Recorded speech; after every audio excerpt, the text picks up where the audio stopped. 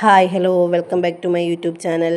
ഓണം എങ്ങടുത്തല്ലേ, അപ്പം നമുക്ക് ഓണത്തിൻ്റെ സ്പെഷ്യൽ കറികൾ സ്റ്റാർട്ട് ചെയ്യാം. അതിനാവശ്യമായി നമ്മൾ ആദ്യമായിട്ട് എടുക്കുന്നത് ഓണത്തിന് സ്പെഷ്യലായിട്ട് ഉണ്ടാക്കുന്ന പുളിശ്ശേരിയാണ്. അത് നമ്മൾ ചെറുതായിട്ട് കട്ട് ചെയ്ത് കുക്കറിലേക്ക് ഇട്ടിട്ടുണ്ട്. ആവശ്യത്തിന് വെള്ളം ചേർക്കുന്നുണ്ട്, എരിവ് ആവശ്യമായ പച്ചമുളക് ചേർക്കുന്നുണ്ട്.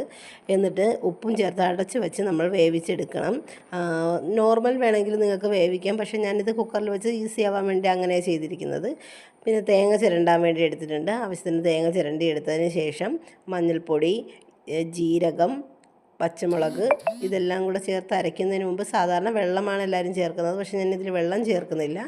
അതിന് പകരം നമ്മൾ എടുത്ത് വെച്ചിരിക്കുന്ന തൈരില്ലേ, തൈര് വീത്തിയിട്ടാണ് ഇത് അടിച്ചെടുക്കുന്നത്. തൈര് വീത്തി അടിച്ചെടുക്കുമ്പോൾ ഗ്രേവി നല്ല തിക്കായിട്ട് കിട്ടുകയും ചെയ്യും. നല്ല മഷി പോലെ അരച്ചെടുത്തിട്ടുണ്ട്. ഇനി അതിനകത്ത് കറിവേപ്പിലയിട്ട് ഒന്ന് ജസ്റ്റ് ക്രഷ് ചെയ്തിട്ട് ബാലൻസ് ഉള്ള തൈരും കൂടെ വിട്ട് ക്രഷ് ചെയ്തെടുക്കുക. എന്നിട്ട് വേവിച്ച് വെച്ചിരിക്കുന്ന പൈനാപ്പിൾ ഒന്നും ഉടച്ചിട്ട് നമ്മൾ അരച്ച് വെച്ചിരിക്കുന്ന അരപ്പ് അതിലേക്ക് വീത്തുക.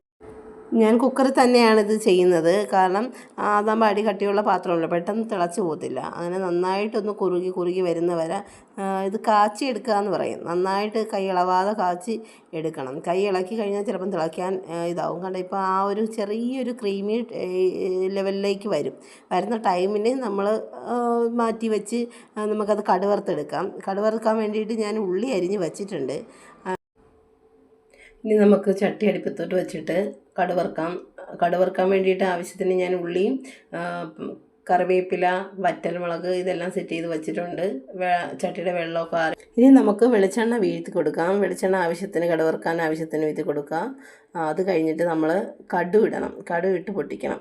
കടുക് ഇട്ട് പൊട്ടിയതിന് ശേഷം നമ്മൾ അരിഞ്ഞ് വെച്ചിരിക്കുന്ന ചെറിയ ഉള്ളി ഇടണം.